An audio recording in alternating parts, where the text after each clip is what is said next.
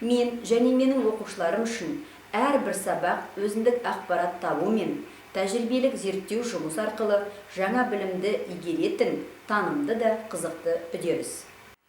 Жаратылыстану сабағы зерттеу қызметін ұйымдастыру жағдайында кең ауқымды дағдыларды, соның ішінде ақпараттық коммуникациялық технология мүмкіндіктерін пайдаланып, зерттеу нәтижесін нақты көрсете алатын авторлық жұмысымның құрамдас бөлігі. Ұсынып отырған кіріктірілген сабақ барысында зерттеу дағдыларын дамыту үшін қандай әдіс-тәсілдерді қолданған тиімді, оқушы бойында қандай нақты зерттеу дағдыларын дамыту қажет. Бұл маңызды сұрақтарға өз шешімімді ұсынамын. Сабақта тиімді орта қалыптастыру маңызды. Оқушылардың белсенділіктері мен қажеттіліктерін қанағаттандыру мақсатында ақпараттық коммуникациялық технология мүмкіндіктерін пайдаланамыз. Оқушының өз бетінше зерттеу жүргізуі жеке талабын қанағаттандыруға мүмкіндік туғызады.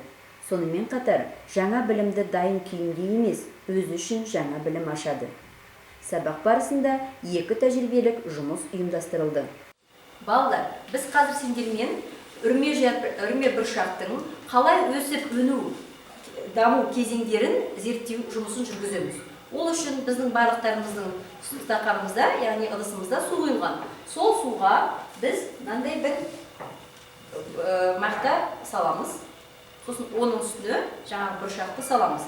Бір ғана бұршақ емес, бірнеше салуға болады. Өйткені кейбір бұршақтар шықпай қалуы мүмкін. Сондықтан бірнеше бұршақтай салып, осылай біз бұны жасаймыз. Одан кейін біз оны жаңағы өсімдіктердің жақсы өсуі үшін су керек дедіңдер, жылу керек дедіңдер, жарық керек дедіңдер. Сондықтан мен бұны қолайлы, жақсы жерге қоямын. Мысалы, терезеге. Өйткені онда жарық та бар, жылу да бар. Бастауыш буында зерттеу дағдыларын дамыту үшін оқушылар мәселені анықтап, нақты экспериментті жасап қана қоймай, болжай алып, қорытынды жасай алу қажет. Бастысы, оқушылардың уәжін арттырып, бағыттап отыру. Зерттеу барысында деңгейлі сұрақтар маңызды рөл атқарады. Бақылау барысында біз нені байқауымыз мүмкін? Ділдә, жауап бере қойшы маған. Өсімдіктің өзгеруін бақылаймыз. Балалар, ал зерттеудің нәтижесін біз қандай тәсілдермен тіркейміз? Зерттеудің нәтижесін сызба, кесте және диаграмма арқылы жазуға болады. Өте жақсы. Оқушылардың түсіну аясын ғана кеңейтпей, тілдік мақсатты жүзеге асыруға септігін тигізеді. Сабақ барысында саралап оқытуды тиімді ұйымдастыру маңызды. Оқушылар зерттеу нәтижелерін түсіндіре отырып, нәтижені түрлі формада ұсына алады.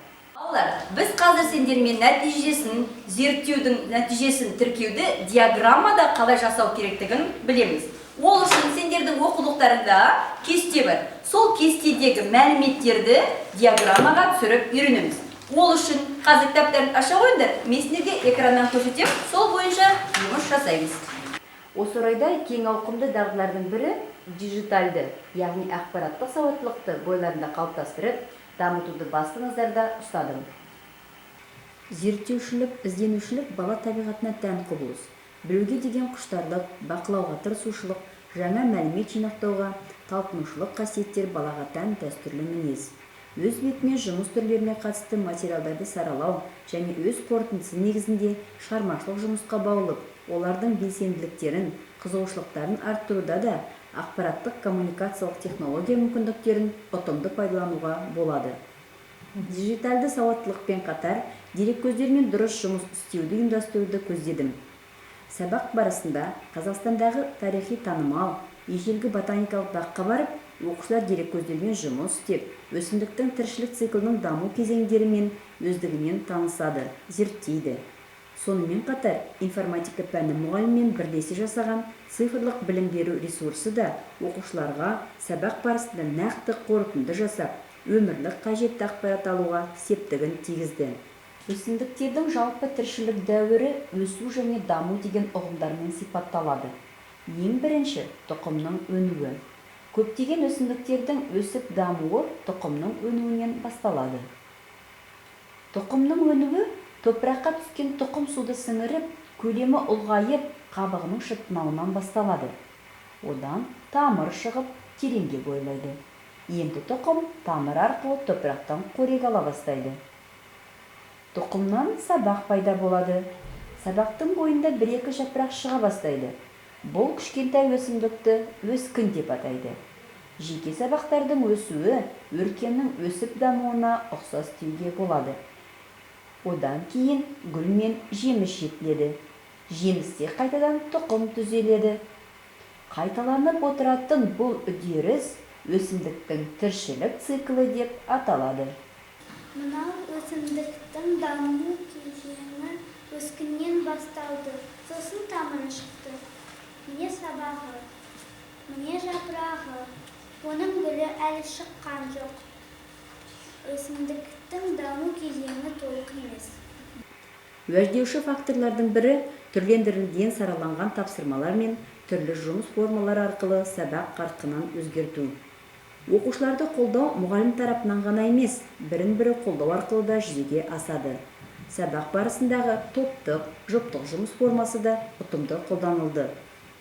Балалар, қандай мәтін шықты сендерге? Кім оқып береді маған? Дилара, оқи ғой. Күзде өсімдік гүлінің орнына жеміс шығады. Әр өсімдіктің жемісінің ішінде тұқым болады. Тұқымнан жаңа өсімдік өсіп шығады. Өте жақсы, отыра ғой. Оқулықтағы қай тіркеу түрі зерттеу туралы толық ақпарат береді. Сызба ма, кесте ме? Сызба, өйткені сызбада өсімдіктің даму кезеңдері толық көрсетілген. Белсенді оқуды ұйымдастыруда және күтілетін нәтижеге жетуде қалыптастырушы бағалауды ынталандыру, оқушыларға алға ілгерілету мақсатында жүргізген тиімді.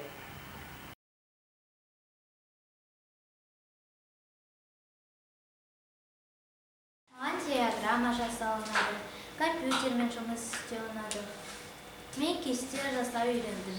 Мен бүгін диаграмма кесте жасауды үйрендім. Өсімдік пен қызанақтың даму кезеңдерін ажыратуды үйрендім.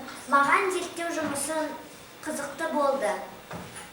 Құрметті әріптестер, бұлақ көрсең көзін аш деген ұлағатты сөзге сүйене отырып, бар мүмкіндікті пайдалана отырып, оқушының сол skills дағдыларын дамыту, әрбір оқушының өз мүмкіндігін, икемділігін таныта білуіне жағдай жасау мұғалімнің басты міндеті.